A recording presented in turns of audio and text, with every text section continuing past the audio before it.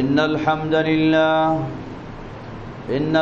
لله نحمده ونستعينه ونستغفره ونعوذ بالله من شرور أنفسنا ومن سيئات أعمالنا ومن يهده الله فلا مضل له ومن يضلله فلا هادي له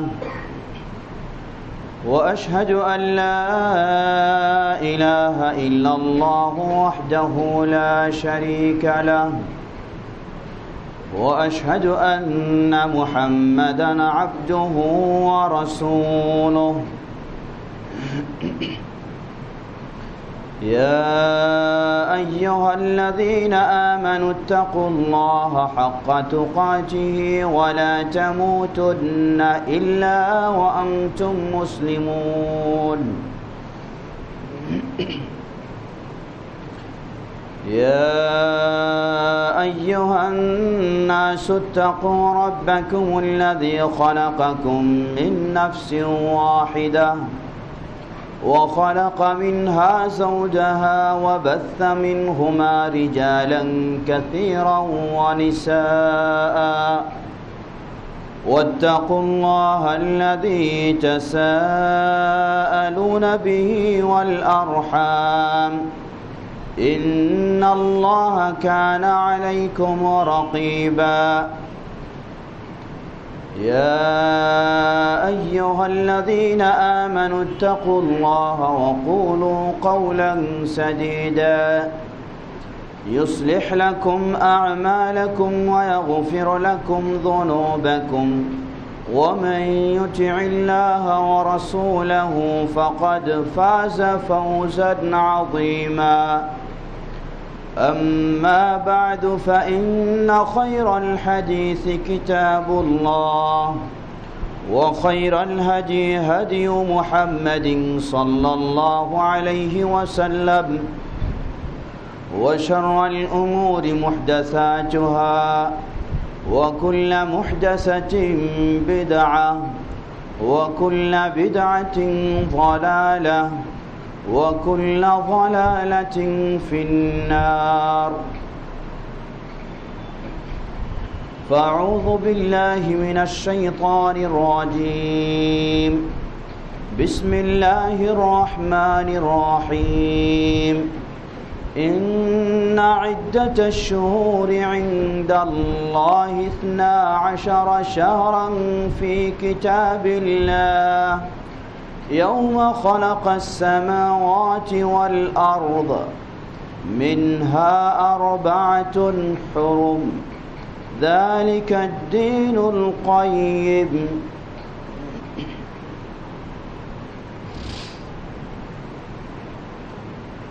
আলহামদুলিল্লাহ শুরুতে আবারও প্রশংসা জ্ঞাপন করছি সেই আল্লাহ সুবহানাহু ওয়া তাআলার, যিনি আমাদেরকে আমাদের জীবনে সর্বশ্রেষ্ঠ নেয়ামত ঈমান ইসলামের নেয়ামত দিয়ে আমাদেরকে সম্মানিত করেছেন, মর্যাদাশীল করেছেন। যে আল্লাহ সুবহানাহু ওয়া তাআলা আবার অসংখ্য অগণিত মুসলিমের মাঝে যিনি আমাদেরকে কোরআন ও সহিহ সুন্নাহর আলোকে ইসলাম জেনে সেই অনুযায়ী মেনে চলার তৌফিক দান করেছেন, সেই আল্লাহ সুবহানাহু ওয়া তাআলার প্রশংসা জ্ঞাপনার্থে বলি আলহামদুলিল্লাহ।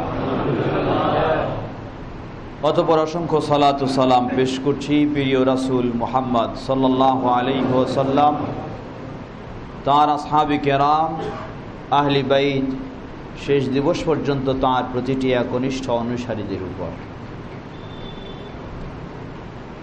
সম্মানিত মুসল্লিবৃন্দ, আল্লাহ সুবহানাহু ওয়া তাআলার আরও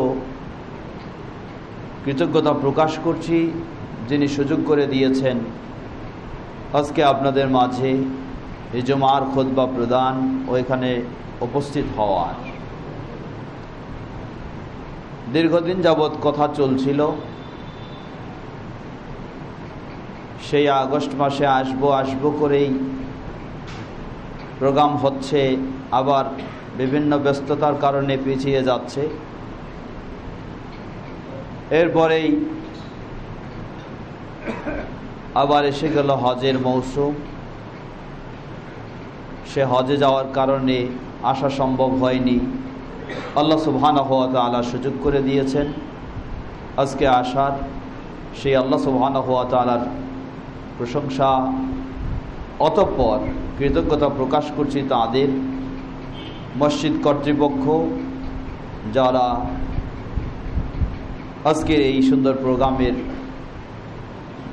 ব্যবস্থা করেছেন। অত্র মসজিদের সম্মানিত খতিব সাহেব সকলেই আজকে এই সুযোগ করে দিয়েছেন। আল্লাহ রাব্বুল আলামিন সকলকে জাযায়ে খায়র দান করুন। সম্মানিত মুসল্লিবৃন্দ, আমার মনে হচ্ছে গত বছরও আমি এসেছিলাম, সেটাও ছিল এই মুহররম মাসে। তার আগের বছরও মনে হয় এসেছিলাম, সেটাও ছিল এই মুহররম মাসে।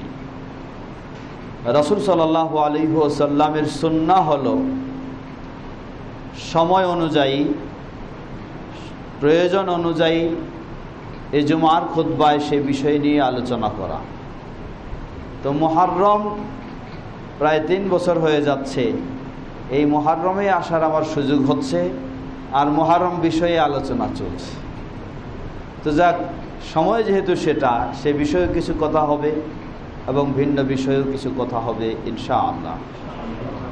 বিশেষ করে আজকে জুমার খুতবায় সব কিছু সবিস্তারে আলোচনা করার সুযোগ হয় না, যেহেতু সময় সীমাবদ্ধ।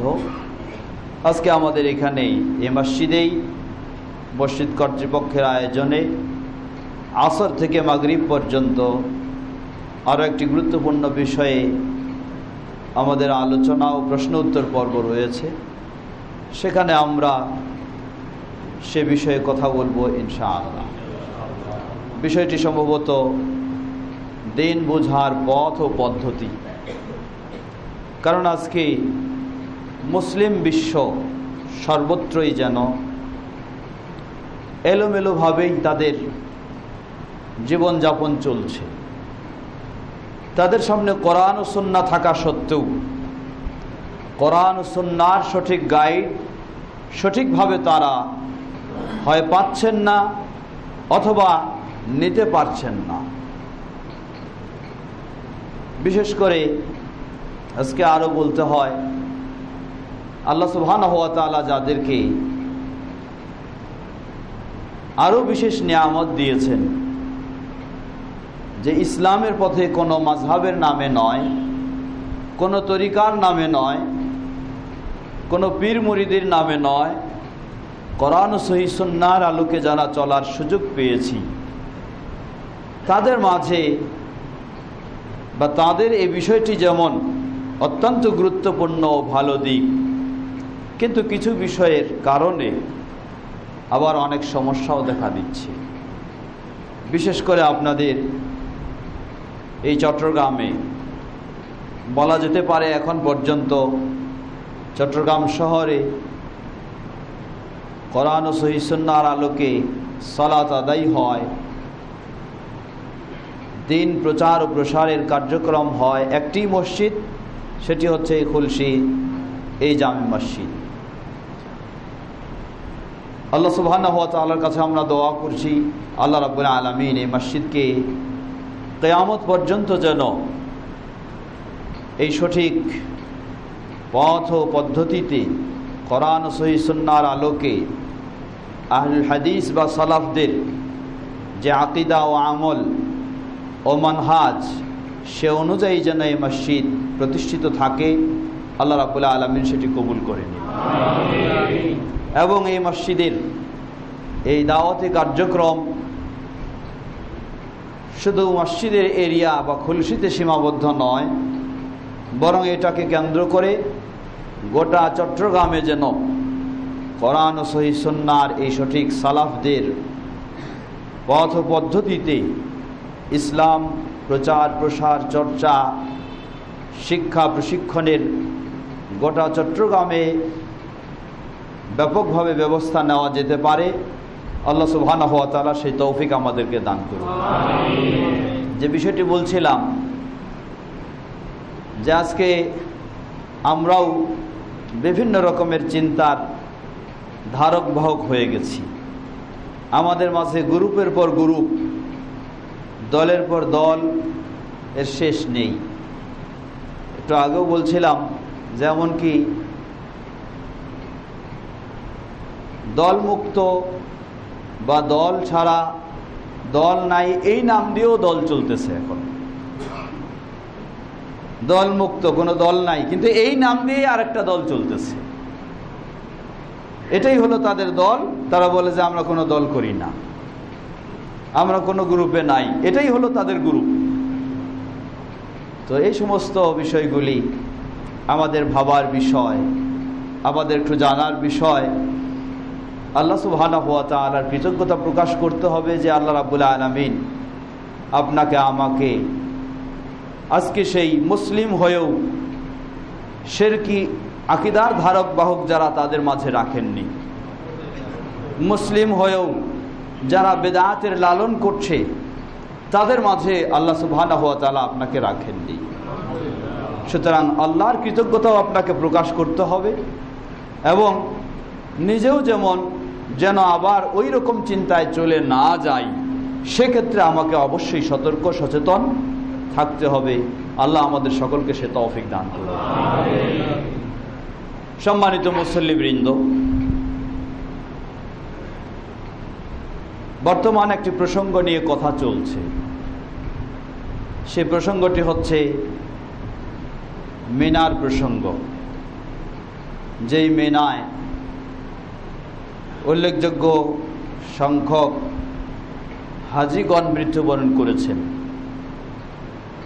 বরং এই বিষয়টিকে কেন্দ্র করে যারা কোরআন সুন্নাহর ধারক বাহক বা আহলুস সুন্নাহর হকদার, তাদেরকে অপর আহলুস সুন্নাহ তারাও এই সুযোগে কিছুটা দোষারোপ করার সুযোগ নিচ্ছে।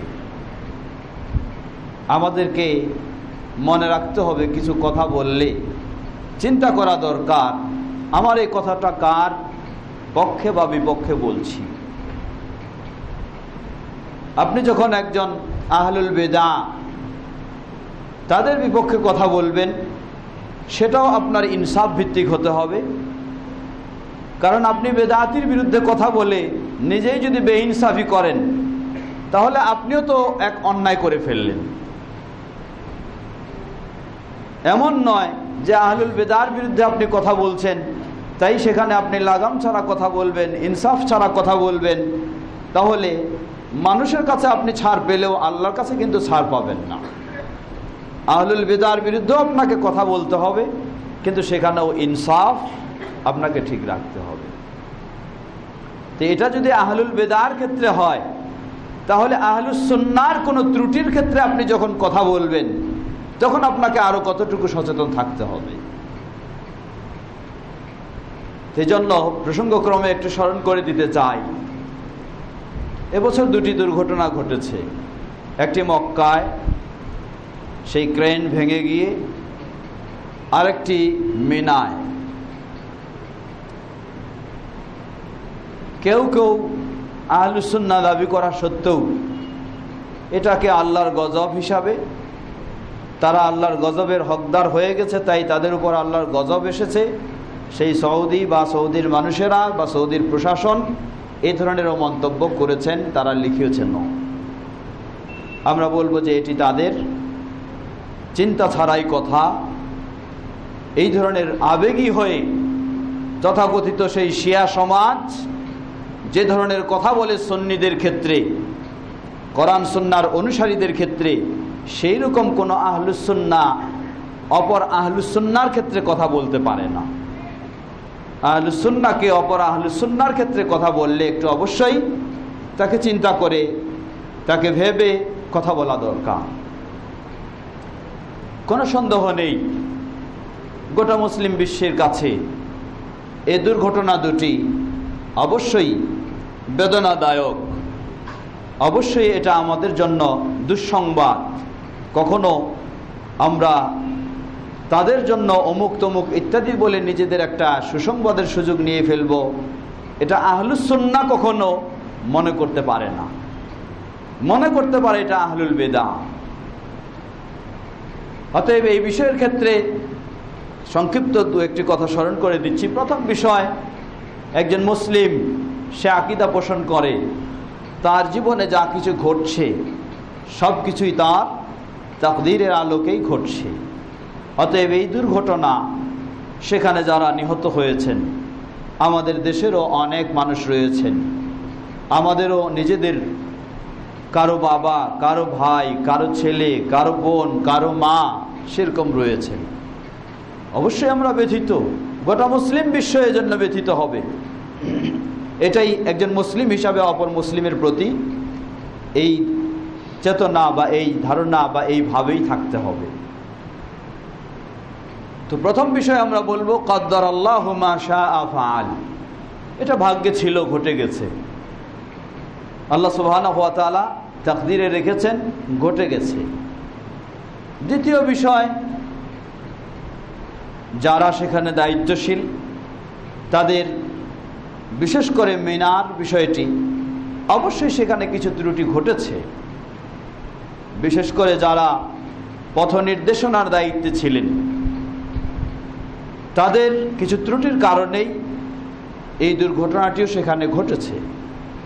সেটা আমরা ত্রুটি বলে বিশ্বাস করব, মনে করব, এবং তাদেরকে আমরা যদি সত্যিই আমরা আকীদার দিক দিয়ে তাদের ভাই হয়ে থাকি, সত্যিই যদি আমরা ঈমানের দিক দিয়ে তাদের ভাই হয়ে থাকি, তাহলে আমরা তাদেরকে ভবিষ্যতে এই ধরনের ত্রুটি যেন না ঘটে সেজন্য পরামর্শ, উপদেশ দিয়ে আমরা তাদেরকে সহযোগিতা করব।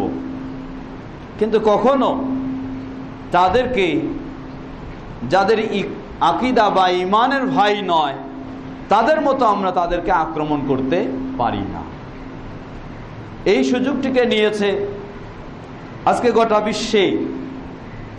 একটি বাস্তব বিষয় বলতেই হয়, গোটা বিশ্বে আজকে অমুসলিম, ইসলাম বিদ্বেষী, ইসলাম বিরোধী সেই ইহুদ ও খ্রিস্টান যারা রয়েছে, তারাই মুসলিম দেশগুলিতে মুসলিমদের বিরুদ্ধে যত রকমের আক্রমণ চালাচ্ছে।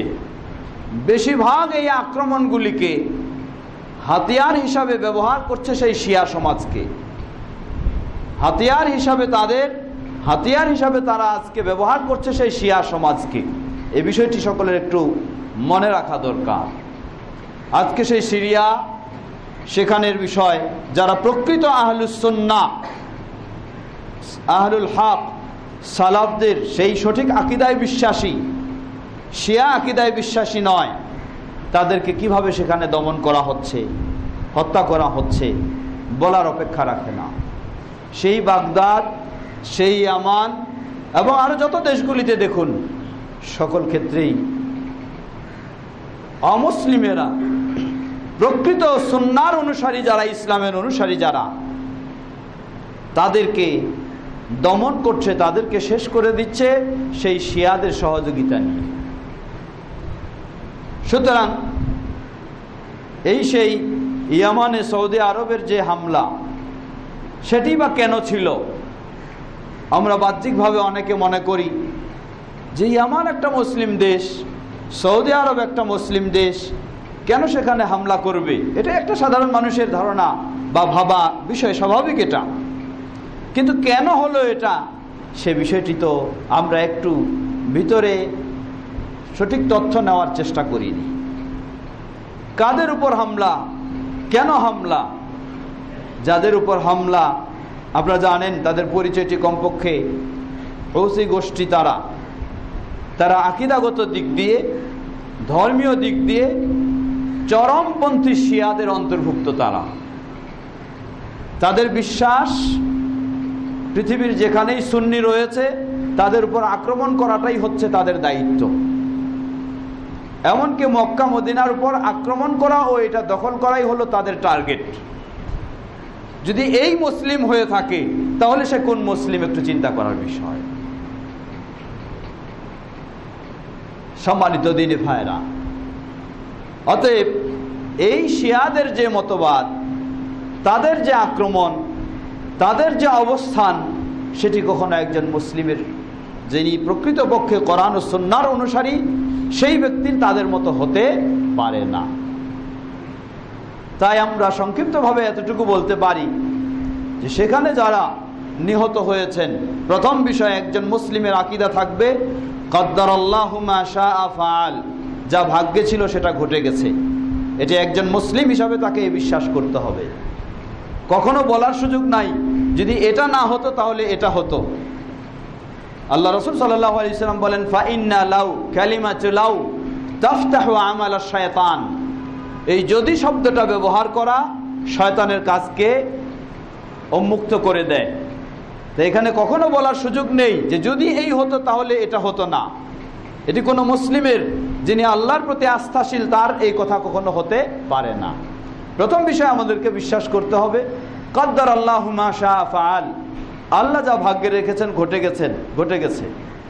দ্বিতীয় বিষয়, অবশ্যই আমাদেরকে ভবিষ্যতের জন্য সচেতন সতর্ক হতে হবে, ভবিষ্যতে যেন এই ধরনের দুর্ঘটনা কখনো না ঘটে, সেজন্য আমাদেরকে অবশ্যই সতর্কতার সাথে সেই ব্যবস্থা গ্রহণ করতে হবে। সাথে আমরা সেই ব্যক্তিদের জন্য আরও একটি সৌভাগ্যের বিষয়, সেটাও আমরা বিশ্বাস করব এবং তাদের জন্য সেটাই আমরা কামনা করব। সহিহ মুসলিমের হাদিস, রাসূল সাল্লাল্লাহু আলাইহি ওয়াসাল্লাম বলেন, কোন মুসলিম ব্যক্তি যদি ইহরাম অবস্থায় মারা যায়, ইন্নাল্লাহা তাআলা ইয়াবআসুহু ইয়াওমাল কিয়ামাতি মুলাব্বিয়া। রাসূল সাল্লাল্লাহু আলাইহি ওয়াসাল্লাম এই ইহরাম অবস্থায় কেউ মারা গেলে তাকে সুগন্ধি মাখানো নিষেধ করেছেন, তার চেহারাকে ঢেকে দেওয়া, মাথা ঢেকে দেওয়া নিষেধ করেছেন। এভাবেই তাকে কাফন ও দাফন করার নির্দেশ দিয়েছেন। কেন? যে আল্লাহ সুবহানাহু ওয়া তাআলা কিয়ামতের দিন তাকে, সে ব্যক্তি ইহরাম অবস্থায় তালবিয়া পাঠ করতে করতে কিয়ামতে তাকে উঠাবেন। সুবহানাল্লাহ। তাহলে এটি তাদের জন্য একটি বড় ধরনের সৌভাগ্যের বিষয়। কত মানুষের এই হাদিস যখন আমরা শুনবো তামান্না জাগে যে আমি যদি সেই ব্যক্তি হতে পারতাম তাহলে আমার জন্য এটা একটি বড় সৌভাগ্যের বিষয় ছিল যে কিয়ামতের দিন মানুষ উঠবে দুশ্চিন্তাগ্রস্ত হয়ে, আর আমি উঠবো লাব্বাইক আল্লাহুম্মা লাব্বাইক বলে। এটি কতই না সৌভাগ্যের বিষয়। তাই আমরা তাদের জন্য, বিশেষ করে মিনায় যারা মৃত্যুবরণ করেছেন, তাদের জন্য আমরা এই ধারণা রাখবো, এই বিশ্বাস করব, মুসলিম যারা, অবশ্যই মুসলিম হতে হবে এবং তারা যেন এই মর্যাদা লাভ করতে পারে, আল্লাহর কাছে আমরা সেটাই তাদের জন্য দোয়া করব। অনেক সময় কিছু অনিয়মের কারণে এই ধরনের দুর্ঘটনা ঘটে থাকে। এজন্য কখনো সহজেই বলা উচিত হবে না যে এগুলি আল্লাহর গজব। উদাহরণস্বরূপ ধরে নেন বদরের যুদ্ধে মুসলিমদের সকল দিক থেকে সংখ্যায় তাদের কম ছিল, অস্ত্রশস্ত্রে কম ছিল, সব কিছুই কম ছিল, কিন্তু আল্লাহ সুবহানাহু ওয়া তাআলা তাদেরকেই সর্বোচ্চ বিজয় দান করলেন। কিছুদিন পরেই অহুদের যুদ্ধ, সেখানে মুসলিমদের সংখ্যা অতীতের তুলনায় পর্যাপ্ত ছিল, আরও বিভিন্ন দিক দিয়েও তাদের প্রস্তুতি অতীতের তুলনায় অনেক ভালো ছিল, কিন্তু সেখানেই সবচেয়ে বড় ধরনের দুর্ঘটনা ঘটল। প্রসিদ্ধ 70 জন সাহাবী তারা শাহাদাত বরণ করলেন। স্বয়ং নবী মুহাম্মদ সাল্লাল্লাহু আলাইহি ওয়াসাল্লাম, তার মাথাও হেমলেট বিঁধে গিয়ে রক্তে রক্তাক্ত তিনি হলেন, তার দাঁত পর্যন্ত ভেঙে গেল।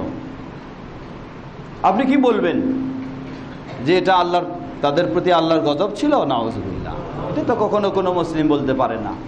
বরং আমি অবশ্যই বলবো যে রাসূল সাল্লাল্লাহু আলাইহি ওয়াসাল্লাম যেভাবে গাইড দিয়েছিলেন, সেই গাইড যথাযথভাবে পালন না করার কারণে এই ক্ষতিগ্রস্ত হতে হয়েছে। রাসূল সাল্লাল্লাহু আলাইহি ওয়াসাল্লাম যেখানে যেই সাহাবীদেরকে, বিশেষ করে যেই তীরন্দাজ বাহিনীকে যেখানে তার দায়িত্বে রেখেছিলেন, তারা রাসূল সাল্লাল্লাহু আলাইহি ওয়াসাল্লামের সেই আনুগত্য যথাযথ না করার কারণে, ত্রুটি হওয়ার কারণে এই ক্ষতিগ্রস্ত হতে হয়েছে, এটাই বিশ্বাস করব আমরা। তো ঠিক এই ক্ষেত্রেও আজকে যারা এই হজ প্রশাসনের দায়িত্বে, তারা কারা? তারা কি বাতিল আকীদায় বিশ্বাসী? তা তো কখনো নয়। বরং আমরা বলতে পারি স্পষ্টভাবে পৃথিবীর বুকে রাষ্ট্রীয়ভাবে যাদের মাঝে কোরআন ও সুন্নাহর আকীদা রয়েছে, আমল রয়েছে তুলনামূলক সবচেয়ে বেশি, তারাই হচ্ছে সেই মক্কা মদিনার প্রশাসন। তাদের কাছেই কোরআন এবং সুন্নাহর তুলনামূলক সবচেয়ে বেশি আমল ও আকীদা রয়েছে। গোটা পৃথিবীতে খুঁজে দেখুন আপনি, ওই উপরে শুধু সাইনবোর্ড যে এটা ইসলামী রাষ্ট্র, আর ভিতরে দেখবেন যে ইসলামই নাই। ভিতরে দেখবেন ইসলামের মূল কোরআন, সেই কোরআনকেই পূর্ণভাবে মানা হয় না। ইসলামের দ্বিতীয় বিষয় হলো রাসূল সাল্লাল্লাহু আলাইহি সাল্লামের সুন্নাহ হাদিস, সেই হাদিসকেই মেনে নেওয়া হয় না। আর এই হচ্ছে যদি ইসলামী রাষ্ট্র দেখেই আপনি আশাবাদী হয়ে থাকেন আর সেটার ক্ষেত্রেই ভালো ধারণা আর এটার ক্ষেত্রে অন্য ধারণা, তাহলে আপনার অবস্থান কখনোই সঠিক নয়।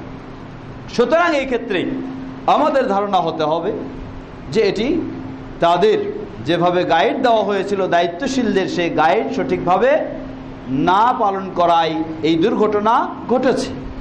আল্লাহ রাব্বুল আলামিনের কাছে আমরা তাদের জন্য অবশ্যই উত্তম জাযা আশা করি এবং ভবিষ্যতে যেন এই ধরনের দুর্ঘটনা না ঘটে সেটাও আল্লাহ সুবহানাহু ওয়া তাআলার কাছে আমরা দোয়া করছি। আল্লাহ রাব্বুল আলামিন সেভাবেই মুসলিমেরা যেন সেখানে সুন্দর সুষ্ঠুভাবে, শুধু সেখানে নয় গোটা বিশ্বে এইভাবে তারা তাদের জীবনযাত্রা পরিচালনা করতে পারে, আল্লাহ সে তৌফিক দান করুন। সম্মানিত দিনী ভাইরা, কথা সেদিকে দীর্ঘ করছি না। আসুন, যেহেতু মুহররম মাস শুরু হয়েছে, অতএব মুহররমকে কেন্দ্র করে সামান্য কিছু কথা, আমাদের আসরের পরে আরেকটি বিষয়, সেই বিষয়কে রেখে আমরা বিষয়ভিত্তিক আলোচনা করব ইনশাআল্লাহ। মুহররম মাস এটি অবশ্যই ইসলামে একটি গুরুত্বপূর্ণ মাস। ইসলামে 4টি মাসকে মর্যাদাশীল ও হারাম মাস হিসাবে ঘোষণা দেওয়া হয়েছে। তার মাঝে একটি হচ্ছে এই মুহররম মাস। সুতরাং মুহররম মাসের অবশ্যই ইসলামে গুরুত্ব রয়েছে, ইবাদতের দিক থেকেও অন্য দিক থেকেও। কিন্তু আজকে মুহররম মাসের আমাদের সমাজে গুরুত্ব হয়ে গেছে ভিন্নভাবে। আমাদের সমাজে মুসলিম বিশ্বে মুহররম মাসের গুরুত্ব হয়ে গেছে ভিন্নভাবে। ইসলামে মুহররম মাসের গুরুত্ব হচ্ছে এটি হারাম মাসের অন্তর্ভুক্ত। দ্বিতীয় হলো, সহিহ হাদিসে এসেছে আল্লাহ রাসূল সাল্লাল্লাহু আলাইহি ওয়াসাল্লাম বলেন, আফদালুস সিয়ামি বা'দা রমাদান শাহরুল্লাহ আল মুহররম। রমাদানের পরেই সবচেয়ে মর্যাদাপূর্ণ সিয়াম হচ্ছে মুহররম মাসের সিয়াম। অতএব সেই দিক থেকে ইসলামে শরীয়তে এর গুরুত্ব রয়েছে। কিন্তু বর্তমান মুসলিম বিশ্বে এই মুহররম মাসের গুরুত্ব হলো হোসাইন রাদিয়াল্লাহু আনহুর শাহাদাত বরণকে কেন্দ্র করে। বেশিরভাগ মুসলিম আজকে এই মুহররম মাসকে যে বিষয়কে কেন্দ্র করে গুরুত্ব দেয় সেটি হচ্ছে এই মাসটি হোসাইন রাদিয়াল্লাহু আনহুর শাহাদাত বরণের মাস, সেজন্যই এই মাসটিকে গুরুত্ব দেওয়া হয়। গুরুত্ব দেয় কারা? আমরা জানি, হয়তো বলি যে সেই শিয়া সমাজেই সবচেয়ে এই মাসে গুরুত্ব দেয়। আসলে শুধু শিয়া সমাজেই নয়, যারা নিজেদেরকে সুন্নিও বলে পরিচয় দেয় তারাও এই মাসটিকে কত শিয়াদের মতো গুরুত্ব দেয়, একটু চিন্তা করলেই আপনি বুঝতে পারবেন। সম্মানিত সুধীবৃন্দ, সুতরাং আমরা বলতে পারি এ মাস বর্তমান বিশ্বে মুসলিম অমুসলিম সকলে এ মাসে তারা 5 ভাগে বিভক্ত। এক শ্রেণীর নামধারী মুসলিম তারা এই মাসটিকে 12 মাসের মাঝে সবচেয়ে গুরুত্বপূর্ণ মাস হিসাবে গ্রহণ করে থাকে এবং এই মাসটিকে শোকের মাস হিসাবে গ্রহণ করে থাকে। তারা হচ্ছে শিয়া। শুধু শোকের মাস নয়, বরং এই মাসটিতে 10ই মুহররমে সেই আবু বকর রাদিয়াল্লাহু আনহু প্রথম খলিফা, ওমর রাদিয়াল্লাহু আনহু দ্বিতীয় খলিফা, ওসমান রাদিয়াল্লাহু আনহু তৃতীয় খলিফা, তাদেরকে গালিগালাজ করা, তাদের উপর লানত বর্ষণ করার বিশেষ একটি দিন হচ্ছে সেই চরমপন্থী শিয়াদের, রাফেজি শিয়াদের কাছে, সেটি হচ্ছে 10ই মুহররম। তাদেরকে গালিগালাজ করা, তাদের উপর লানত বর্ষণ করার বিশেষ দিন হলো তাদের কাছে, এই চরমপন্থী শিয়াদের কাছে এই মুহররম মাসের এই আশুরায়ে মুহররম। দ্বিতীয় শ্রেণী, এই মুহররম মাস তাদের কাছে আনন্দের দিন। তারা কারা? বিশেষ করে আলী রাদিয়াল্লাহু আনহুর অনুসারী যারা ছিলেন তারা হচ্ছে শিয়া, তাদের কাছে শোকের দিবস। অপর দিক হলো মুআবিয়া রাদিয়াল্লাহু আনহুর অনুসারী যারা শিয়াদের বিপরীত, তাদের কাছে এদের বিপরীতেই কাজ করতে হবে, এজন্য তাদের কাছে এরা মাসটি হলো আনন্দের মাস। অমুসলিমদের মাঝে ইহুদিদের কাছে হচ্ছে এই মাসটি হলো তাদের কাছে আনন্দ উৎসবের মাস। কারণ আল্লাহ সুবহানাহু ওয়া তাআলা এই 10ই মুহররমে মুসা আলাইহিস সালাতু ওয়াস সালামকে বাতিলপন্থী, আল্লাহদ্রোহী সেই ফেরাউন ও তার বাহিনী থেকে মুক্তিদান করেছিলেন এবং তাদেরকে ধ্বংস করেছিলেন। তাই ইহুদিদের কাছে এই দিনটি এবং এই মাসটি হলো আনন্দের মাস, বিজয়ের মাস। তৃতীয় শ্রেণী, যারা এ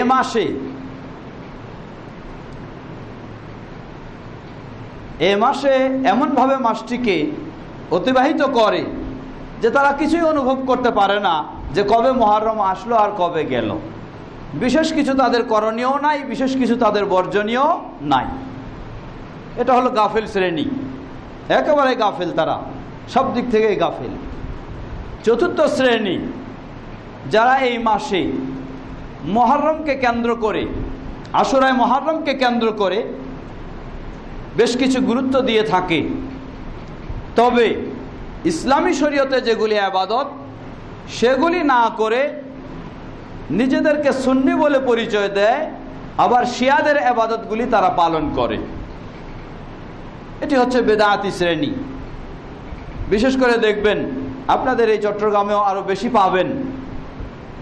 তা হচ্ছে 10ই মুহররম আসলে হোসাইন রাদিয়াল্লাহু আনহুর জন্য কোরআন খতম করে বকশে দেওয়া, হোসাইন রাদিয়াল্লাহু আনহুর জন্য দান সদকা করা, হোসাইন রাদিয়াল্লাহু আনহুর জন্য মিলাদ মাহফিলের আয়োজন করা, এবং ইয়াজিদকে এই 10ই মুহররমে গালিগালাজ করা।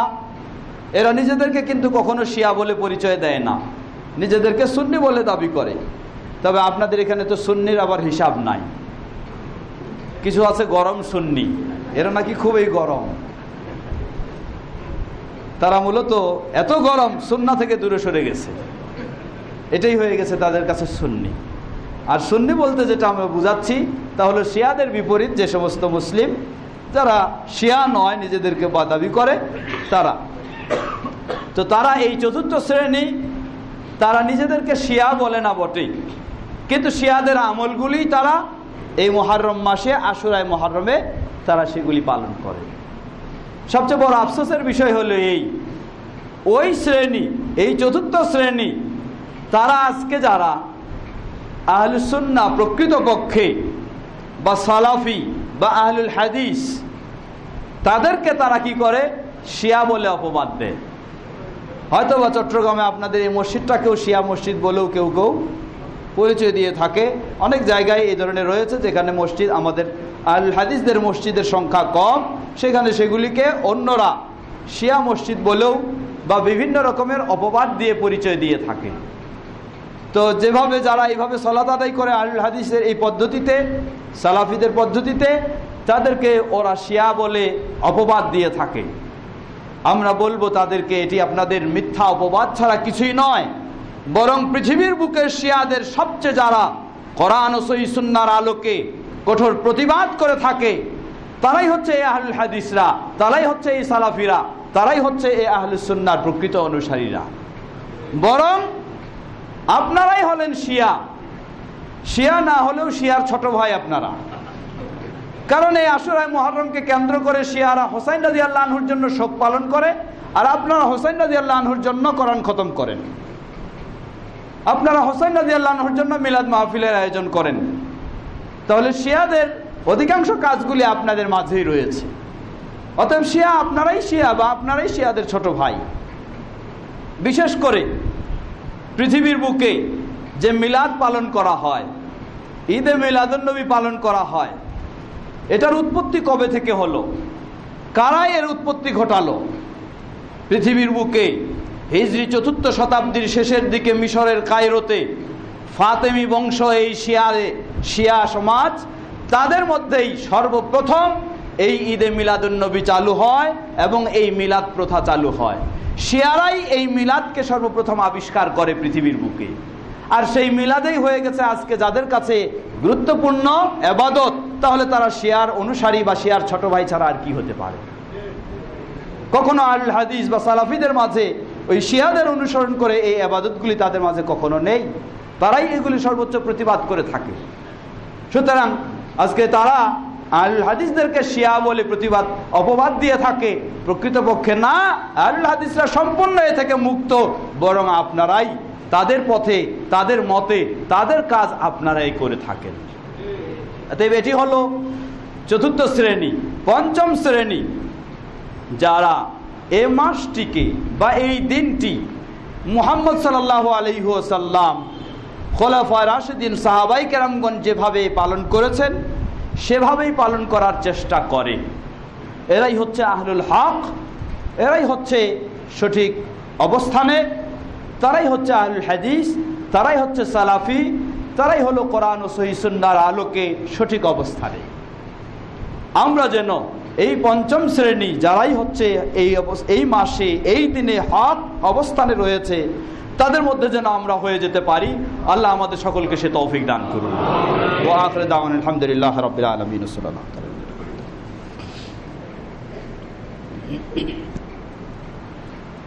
আলহামদুলিল্লাহ ওয়াসসালাতু ওয়াসসালামু আলা রাসূলিল্লাহ, আম্মা বাদ। সম্মানিত মুসল্লিবৃন্দ, এখন একটু আমাদের জেনে নেওয়া দরকার, যারা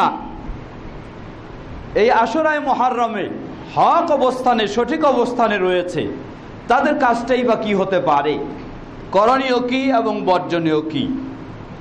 আশুরায়ে মুহাররমে করণীয় বলতে শুধুমাত্র একটি করণীয় কাজ রয়েছে আপনার বিশেষভাবে এই মাসে, তা হলো সিয়াম পালন করা।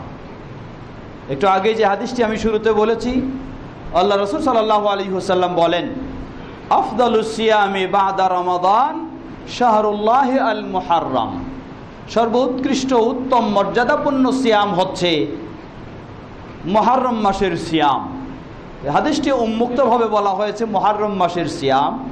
এই হাদিসের আলোকে কেউ কেউ মনে করেন অতএব এই মাসে একেরও অধিক সিয়াম পালন করা যেতে পারে। এটি হলো একদিক।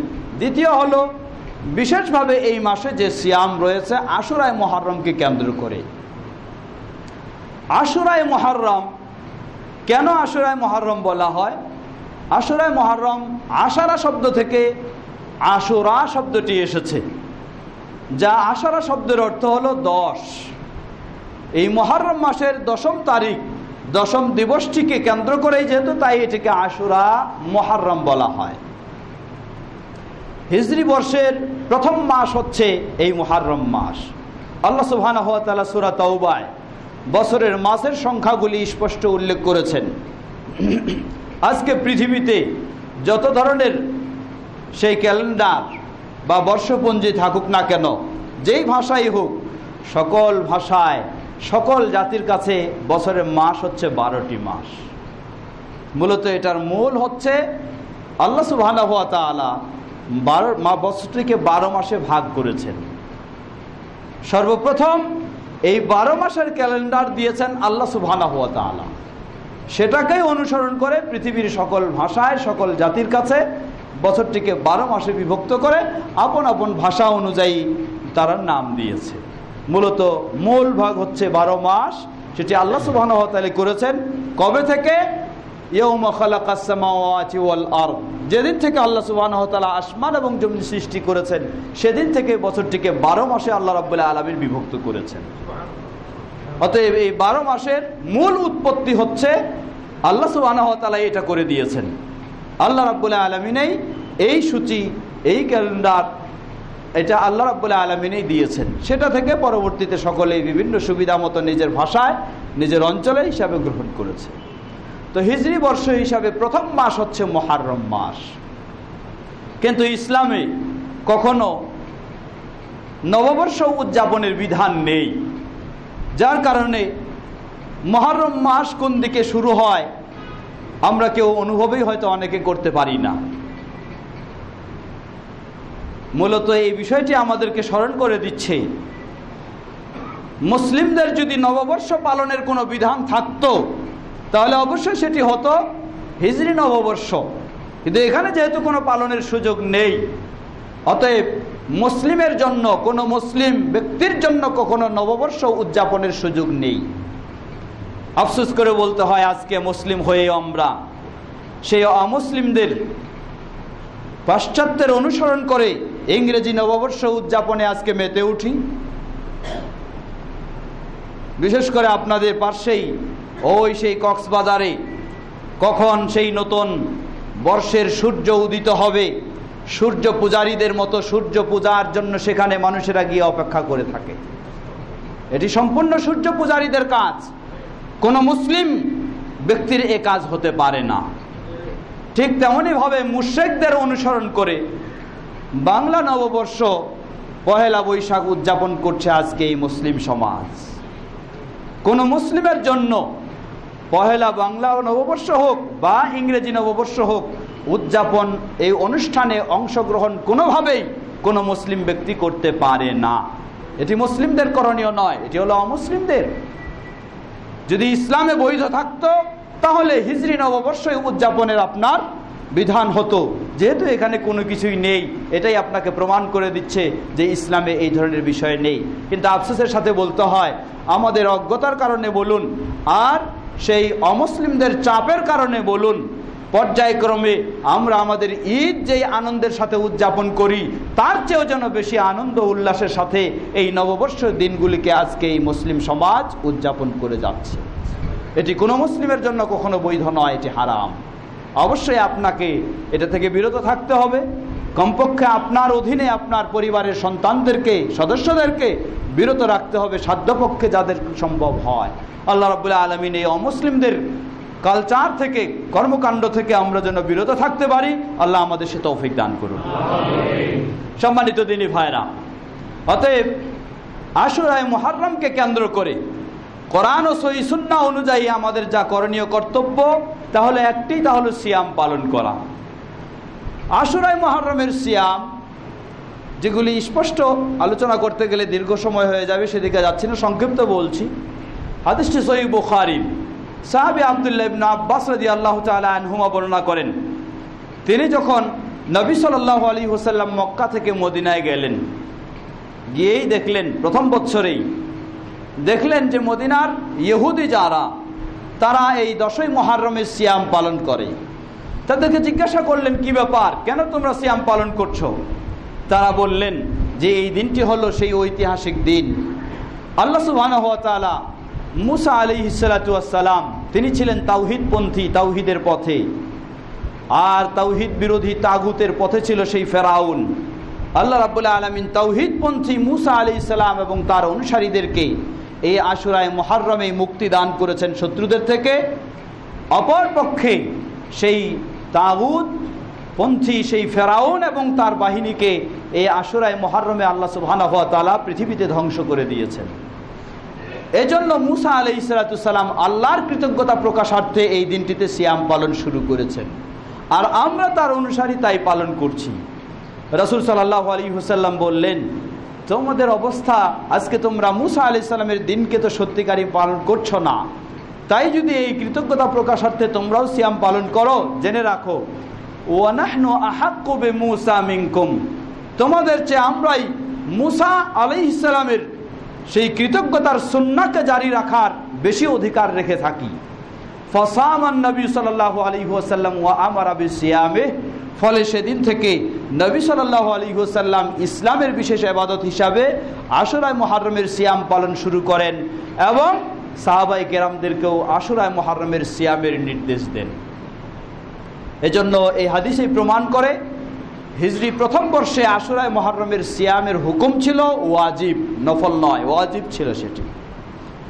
দ্বিতীয় হিজরিতে আবার যখন সূরা বাকারার এই আয়াত নাজিল হলো, ইয়া আইয়ুহাল্লাযীনা আমানু কুতিবা আলাইকুমুস সিয়াম, এই আয়াত নাজিল হলে রমাদানের সিয়াম মুসলিমদের জন্য ফরজ হয়ে গেল।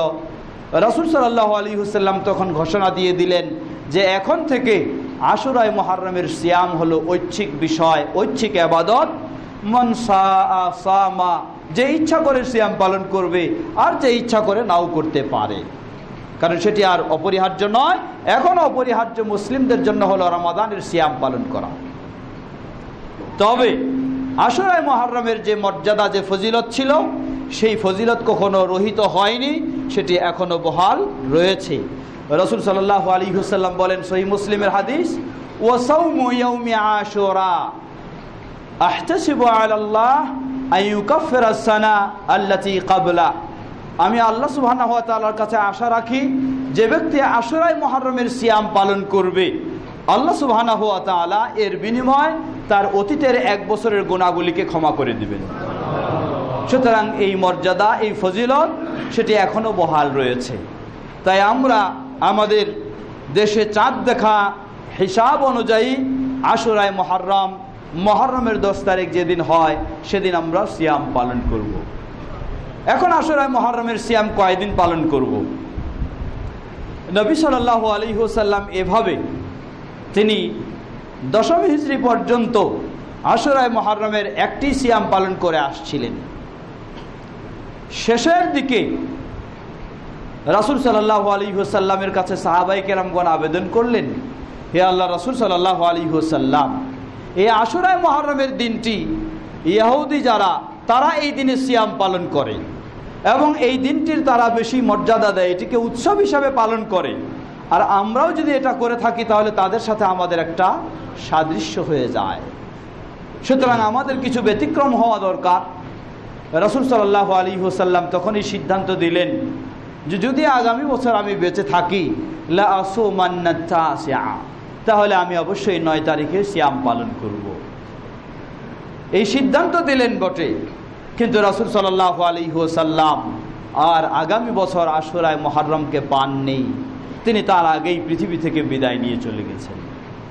তবে জীবনের শেষ মুহূর্তে তিনি এই সিদ্ধান্ত দিয়ে গেছেন। তাই আমাদের জন্য করণীয় কর্তব্য হলো আমরা আশুরায়ে মুহররমের সিয়াম পালন করব 9 এবং 10, এটি হচ্ছে সবচেয়ে উত্তম।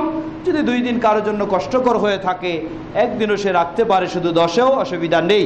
তবে সবচেয়ে উত্তম হচ্ছে যেটি রাসূল সাল্লাল্লাহু আলাইহি ওয়াসাল্লাম সর্বশেষে সিদ্ধান্ত দিয়েছেন, 9 ও 10। তবে সাহাবীদের আমল থেকে আরও বেশিও পাওয়া যায়। কেউ যদি 9, 10, 11, 3 দিনও পালন করতে পারে, কোনো অসুবিধা নেই। আশুরায়ে মুহররমকে কেন্দ্র করে আমাদের করণীয় শুধু একটি, তাহলে এই সিয়াম পালন করা। এছাড়া আর ভিন্ন কোনো আশুরায়ে মুহররমকে কেন্দ্র করে কোনো ইবাদত নেই। বাস্তবেও আশুরায়ে মুহররম ইসলামে এর গুরুত্ব কেন? হুসাইন রাদিয়াল্লাহু আনহুর শাহাদাত বরণের কারণে না, ইসলামে আশুরায়ে মুহররমের গুরুত্ব কখনো হুসাইন রাদিয়াল্লাহু আনহুর শাহাদাত বরণের কারণে নয়। কারণ আশুরায়ে মুহররমের গুরুত্ব দিয়েছেন আমাদের নবী মুহাম্মদ সাল্লাল্লাহু আলাইহি ওয়াসাল্লাম। তিনি হলেন হিজরির প্রথম বর্ষে, আর হুসাইন রাদিয়াল্লাহু আনহু শাহাদাত বরণ করেছেন 61 হিজরিতে, 60 বা 61 হিজরিতে, অর্থাৎ তার 60 বছর পরে হুসাইন রাদিয়াল্লাহু আনহু শাহাদাত বরণ করেছেন। তার শাহাদাত বরণটা আশুরায়ে মুহররমে ঘটলেও সেটি ঐতিহাসিক দিক থেকে ইসলামের ইতিহাসে এর একটি অবস্থান রয়েছে, কিন্তু আশুরায়ে মুহররমের ইবাদতের সাথে হুসাইন রাদিয়াল্লাহু আনহুর শাহাদাত বরণের কোনো সম্পর্ক নেই। তবে হুসাইন রাদিয়াল্লাহু আনহুর শাহাদাত বরণকে কেন্দ্র করে কি আমাদের কিছুই করণীয় নেই? জবাব, অবশ্যই আমাদের কিছু করণীয় রয়েছে, কিন্তু তা শরীয়তের সীমারেখার আলোকে। হুসাইন রাদিয়াল্লাহু আনহু রাসূল সাল্লাল্লাহু আলাইহি ওয়াসাল্লামের একজন শুধু সাহাবী নন, বরং রাসূল সাল্লাল্লাহু আলাইহি ওয়াসাল্লামের মেয়ের ছেলে, রাসূল সাল্লাল্লাহু আলাইহি ওয়াসাল্লামের খুবই প্রিয় পাত্র। অতএব রাসূল সাল্লাল্লাহু আলাইহি ওয়াসাল্লামের নির্দেশে আমরা অবশ্যই হুসাইন রাদিয়াল্লাহু আনহুকে শ্রদ্ধা করি, হুসাইন রাদিয়াল্লাহু আনহুকে ভালোবাসি, হোসেন রাদিয়াল্লাহু আনহুর প্রতি আমাদের দোয়া সবসময় আমাদের রয়েছে এবং থাকবে, কিন্তু কখনো তাকে ভালোবাসতে গিয়ে আবার সীমা লঙ্ঘন আমরা করতে পারি না। কারণ আজকে যারা হোসেন রাদিয়াল্লাহু আনহুর শাহাদাত বরণকে কেন্দ্র করে আমরা অবশ্যই ব্যথিত, যেহেতু সেটিও একটি দুর্ঘটনা ঘটেছে, এজন্য আমরা অবশ্যই ব্যথিত, কিন্তু আমরা ইসলামের সীমা কখনো লঙ্ঘন করতে পারি না। কারণ ইসলামে শোক পালনের সীমা কতদিন? ইসলামে শোক পালনের সীমা হলো, সর্বোচ্চ সীমা হলো 4 মাস 10 দিন। ইসলামে শোক, কারো মৃত্যুতে শোক পালনের সীমা হলো সর্বোচ্চ হলো 4 মাস 10 দিন। সেটি কোনো পুরুষের জন্য নয়, সেটি হলো মেয়ে মানুষের জন্য। এটি হলো সকল মেয়েদের জন্য নয়, এটি হলো ওই মেয়ে মানুষের জন্য, ওই মহিলার জন্য যেই মহিলার স্বামী মারা গেছে, তার জন্য শোক পালনের সর্বোচ্চ সময় হলো 4 মাস 10 দিন। এর বেশিও তার জন্য নয়, যদিও প্রাথমিকভাবে 1 বছর ছিল, কিন্তু এখন সে 1 বছর নেই। তাহলে একজন মেয়ে মানুষ তার স্বামী মারা গেলে ইসলাম তাকে ব্যথিত হওয়ার, শোক পালনের যে সময়সীমা দিয়েছে সেটিও 1 বছর নয়, এই 1400 বছর তো দূরের কথা, সেটিও 1 বছর নয়। আর হোসেন রাদিয়াল্লাহু আনহুর শাহাদাত বরণের আজকে 1300 বছরেরও আরো বেশি অতীত হয়ে গেছে। সুতরাং এখানে কিভাবে একজন মানুষের শাহাদাত বরণের সুযোগ রয়েছে, সেই শোক পালনের সুযোগ রয়েছে? একজন পুরুষ, কোন পুরুষেরা তারা ব্যথিত হয়ে থাকবে কোনো ব্যক্তির মৃত্যুর কারণে, তার সর্বোচ্চ সময় হলো 3 দিন, এর বেশি নয়। তাহলে 3 দিন নয়, 3 বছর নয়, 300 বছর নয়, সেই 1300 বছর পার হয়ে গিয়ে আজকে আপনি শোক পালন করবেন হোসেন রাদিয়াল্লাহু আনহুর জন্য, এই ইসলামে আপনাকে এই সীমা, এই অনুমতি আপনাকে দেয়নি। দ্বিতীয় বিষয়, কেউ যদি শোক পালনও করে থাকে সময়ের মধ্যে, সেই শোক পালনের একটা সীমারেখা ইসলাম দিয়েছে। একজন মেয়ে মানুষ তার স্বামী মারা গেলে তার শোক পালনের সময় সর্বঊর্ধ্বে হচ্ছে 4 মাস 10 দিন, কিন্তু এই সময়ের মাঝেও শোক পালন করতে হবে তাকে একটা সীমারেখার মধ্যে। সহিহ বুখারীর হাদিস, রাসূল সাল্লাল্লাহু আলাইহি ওয়াসাল্লাম বলেন, শোক পালন করতে গিয়ে মান লাতামাল খুদুদা ওয়া শাক্কাল জুয়ুবা ওয়া দাআ বিদাওয়াল জাহিলিয়া ফালাইসা মিন্না, যে শোক পালন করতে গিয়ে গাল চাপড়াবে, শোক পালন করতে গিয়ে কাপড় ছিঁড়ে ফেলবে, শোক পালন করতে গিয়ে জাহিলি প্রথা অনুসরণ করবে, ফালাইসা মিন্না, সে আমাদের অন্তর্ভুক্ত হতে পারে না। এটা হলো সময়ের মধ্যে যদি কেউ শোক পালন করে তার হলো এই সীমা লঙ্ঘন সে করতে পারবে না। যদি করে থাকে তাহলে রাসূল সাল্লাল্লাহু আলাইহি ওয়াসাল্লাম এর অনুসারীদের অন্তর্ভুক্ত সে থাকতে পারবে না। সুতরাং 1400 বছর পার হয়ে যাচ্ছে যখন, সেখানে আজকে যারা শোক পালন করতে গিয়ে এই তাজিয়ার মিছিল এবং নিজেকে রক্তাক্ত করে এই ধরনের শোক পালন করা, এটি সম্পূর্ণ ইসলামে হারাম কাজ। যারা এটা করবে এটি কখনো সে নবী মুহাম্মদ সাল্লাল্লাহু আলাইহি ওয়াসাল্লামের অনুসারীদের অন্তর্ভুক্ত হতে পারে না, হোসেন রাদিয়াল্লাহু আনহুর অনুসারীদেরও অন্তর্ভুক্ত হতে পারে না। বরং সত্যিই যদি কারো হোসেন রাদিয়াল্লাহু আনহুর প্রতি শ্রদ্ধা থাকে, তার প্রতি ভালোবাসা থাকে, তাহলে তার উচিত, তার কর্তব্য হলো হোসেন রাদিয়াল্লাহু আনহু যেই দ্বীনের উপর প্রতিষ্ঠিত ছিলেন সেই দ্বীন এর উপরে প্রতিষ্ঠিত থাকা এবং সেই দ্বীন মেনেই চলা। আর হোসেন রাদিয়াল্লাহু আনহু কোন দ্বীনের উপর প্রতিষ্ঠিত ছিলেন? সূর্যের মতো স্পষ্ট হোসেন রাদিয়াল্লাহু আনহু যেই দ্বীনের উপর প্রতিষ্ঠিত ছিলেন সেই দ্বীনই হলো নবী মুহাম্মদ সাল্লাল্লাহু আলাইহি ওয়াসাল্লামের দ্বীন। কিন্তু আজকে সেই তথাকথিত শিয়া সমাজ, তারা যেন তাদের দ্বীনকে ভিন্ন করে নিয়েছে, আর মুহাম্মদ সাল্লাল্লাহু আলাইহি ওয়াসাল্লামের দ্বীন যেন ভিন্ন হয়ে গেছে। অতএব হোসেন রাদিয়াল্লাহু আনহুর দ্বীন কখনো মুহাম্মদ সাল্লাল্লাহু আলাইহি ওয়াসাল্লামের দ্বীনের চেয়ে ভিন্ন কখনোই ছিল না। অতএব সত্যিই যারা হোসেন রাদিয়াল্লাহু আনহুর প্রতি শ্রদ্ধা প্রদর্শন করতে চায়, তাদের কর্তব্য করণীয় হলো তারা মুহাম্মদ সাল্লাল্লাহু আলাইহি ওয়াসাল্লামের দ্বীনকে কোরআন এবং সহিহ হাদিসের আলোকে সঠিকভাবে অনুসরণ করে চলবে। তাহলেই তারা প্রকৃত হোসেন রাদিয়াল্লাহু আনহুর প্রতি শ্রদ্ধাশীল বলে দাবি করতে পারে। বরং আমরাই দাবি করতে পারি যে আমরাই হচ্ছি প্রকৃত হোসেন রাদিয়াল্লাহু আনহুকে ভালোবাসি, হোসেন রাদিয়াল্লাহু আনহুর প্রতি শ্রদ্ধাশীল, কারণ আমরা হোসেন রাদিয়াল্লাহু আনহু যেই দ্বীনের উপর অটল ছিলেন সেই দিন থেকে আমরা বিচ্যুত হওয়ার কখনো চেষ্টা করি না, কখনো সুযোগ নেই না, বরং সেই দ্বীনের উপরে প্রতিষ্ঠিত থাকার সর্বাত্ম আমরা চেষ্টা করে থাকি। সম্মানিত মুসল্লিবৃন্দ, সুতরাং আশুরায়ে মুহররমকে কেন্দ্র করে আমরা আবারও স্মরণ করে দিচ্ছি, করণীয় কর্তব্য হলো একটি, শুধুমাত্র সিয়াম পালন করা। তা হলো 10 তারিখ, সবচেয়ে উত্তম হচ্ছে 9 এবং 10। কেউ যদি তিন দিন করতে চায়, 9, 10, 11, সেটিও সাহাবায়ে কেরামদের আমল থেকে প্রমাণিত জায়েজ রয়েছে, করতে পারে। এছাড়া আশুরায়ে মুহররমকে কেন্দ্র করে কোনো কিছুই করণীয় নেই। এই সমস্ত তাজিয়া মিছিলে অংশগ্রহণ করা, সেখানে কোনো কিছু দেওয়া বা আরও কোনোভাবে অংশগ্রহণ করা ও সহযোগিতা দেওয়া, সবগুলি অবশ্যই হারাম এর অন্তর্ভুক্ত হবে। আমরা নিজেরা চেষ্টা করব সে সব কিছু থেকে বেঁচে থাকা এবং মুহাম্মদ সাল্লাল্লাহু আলাইহি ওয়াসাল্লামের প্রকৃত দ্বীনের উপর প্রতিষ্ঠিত থাকা। আল্লাহ সুবহানাহু ওয়া তাআলা আমাদের সকলকে সে তৌফিক দান করুন। সম্মানিত দিনী ভাইরা, তাই আহলুল হাদিসদের মানহাজ, সালাফিদের মানহাজ, আহলুল হাদিসদের দাওয়াত হলো এটাই, আসুন আমরা সকল ক্ষেত্রে, জীবনের সর্বক্ষেত্রে কোরআন ও সহিহ সুন্নাহর আলোকে রাসূল সাল্লাল্লাহু আলাইহি ওয়াসাল্লামের মানহাজ, পথ ও পদ্ধতি, সেটার উপরেই আমরা অটল থাকব। আকীদার দিক দিয়ে, আমলের দিক দিয়ে, দাওয়ার ক্ষেত্রে, চিন্তা চেতনার ক্ষেত্রে, আদর্শের ক্ষেত্রে, ইবাদতের ক্ষেত্রে, সকল ক্ষেত্রে আমাদের জন্য সীমারেখা হচ্ছেন নবী মুহাম্মদ সাল্লাল্লাহু আলাইহি ওয়াসাল্লাম। যখনই আমরা এই পথে এইভাবে অগ্রসর হব, তাহলে আমরা আমাদের সঠিক দ্বীনের উপর প্রতিষ্ঠিত থাকার সুযোগ পাব। আল্লাহ আমাদের সকলকে সে তৌফিক দান করুন। ইবাদাল্লাহ রাহিমাকুমুল্লাহ, ইন্নাল্লাহা ক্বাদ আমারাকুম আন তুসাল্লু আলা নবিয়িকুম ওয়া ক্বাদ বাদা বিনাফসিহি ফাকাল ইন্নাল্লাহা ওয়া মালাইকাতাহু ইউসাল্লুনা আলান নবী ইয়া আইয়ুহাল্লাযীনা আমানু সাল্লু আলাইহি ওয়া সাল্লিমু তাসলিমা। اللهم صل على محمد وعلى آل محمد كما صليت على إبراهيم وعلى آل إبراهيم إنك حميد مجيد.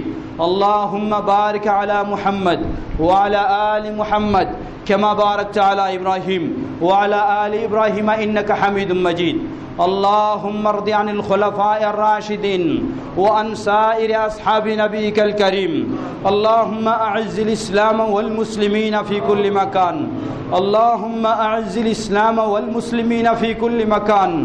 اللهم أعز الإسلام والمسلمين في كل مكان. اللهم اخذل الكفرة والمشركين والمرتدين والملحدين في كل مكان. اللهم اخذل الكفرة والمشركين والمرتدين والملحدين في كل مكان. ইয়া আল্লাহ, আমাদের দেশ সহ পৃথিবীর সর্বত্র ইসলাম ও মুসলিমদেরকে সমুন্নত করুন। পৃথিবীর সর্বত্র মুসলিমদেরকে কোরআন ও সহিহ হাদিসের আলোকে সঠিকভাবে ইসলামের দিকে ফিরে আসার তৌফিক দান করুন। সকল ক্ষেত্রে কোরআন ও সহিহ সুন্নাহর অনুসারীদেরকে ঐক্যবদ্ধ হয়ে একই সাথে চলার তৌফিক দান করুন। তাদের মাঝে পরস্পরের দল মত বিভক্তি দূর করে তাদের মাঝে ঐক্য দান করুন। পরস্পরে যেন আমরা প্রকৃত মুমিনের ঈমানি যে আন্তরিকতা, সেটি আমাদের মাঝে এসে যায়। আল্লাহ সে তৌফিক আমাদেরকে দান করুন। আমাদের মাঝে উপস্থিত অনুপস্থিত সকল অসুস্থদেরকে পরিপূর্ণ সুস্থতা দান করুন।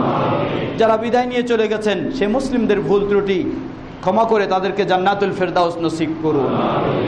আর আমরা যারা জীবিত রয়েছি, আমরা যেন ঈমানের উপর প্রতিষ্ঠিত থেকে, ইসলামের উপর প্রতিষ্ঠিত থেকে ঈমানের সাথে আমাদের বিদায় হয়। আল্লাহ আমাদের জন্য সেটি কবুল করে নিন। আমরা যারা আজকে এই মসজিদে সমবেত হয়েছি, এই মসজিদ যেন আল্লাহ সুবহানাহু ওয়া তাআলা কোরআন ও সহিহ সুন্নাহর আলোকে সঠিক ইসলামের প্রচার প্রসার কেন্দ্র হিসাবে আল্লাহ এটিকে কবুল করে নিন। পরস্পরের সকলে আন্তরিকতার সাথে সহযোগিতা দিয়ে এই সঠিক মানহাজের উপর, পথ পদ্ধতির উপর এই মসজিদকে যেন আমরা প্রতিষ্ঠিত রাখার চেষ্টা করতে পারি। আল্লাহ আমাদের সকলকে সে তৌফিক দান করুন। পরস্পরের ক্ষেত্রে যেন আমরা আরও আন্তরিক হয়ে এই মসজিদকে সুপ্রতিষ্ঠিত করার ক্ষেত্রে আরও সহযোগী হতে পারি। আল্লাহ আমাদের সকলকে সে তৌফিক দান করুন। যারা আজকে আমাদের মাঝে নেই, মসজিদ প্রতিষ্ঠা করেছেন, তারা সেই সময় কত সেই বিপরীত পরিবেশে তারা এই মসজিদকে প্রতিষ্ঠা করেছেন। আল্লাহ রাব্বুল আলামিন তাদেরকে তাদের ভুল ত্রুটি ক্ষমা করে তাদেরকে জান্নাতুল ফেরদাউস নসিব করুন। এবং যারা এই অবদান এখনও রাখছেন, আল্লাহ সকলকে সেই অবদান আরও সুন্দরভাবে রাখার তৌফিক দান করুন। আমরা আমাদের সন্তানদেরকেও যেন এই সঠিক পথে পরিচালিত করতে পারি। আল্লাহ আমাদের সকলকে সে তৌফিক দান করুন। সুবহানাকা আল্লাহুম্মা ওয়া বিহামদিকা আশহাদু আল্লা ইলাহা ইল্লা আনতা ওয়াস্তাগফিরুকা ওয়া আতুবু ইলাইক।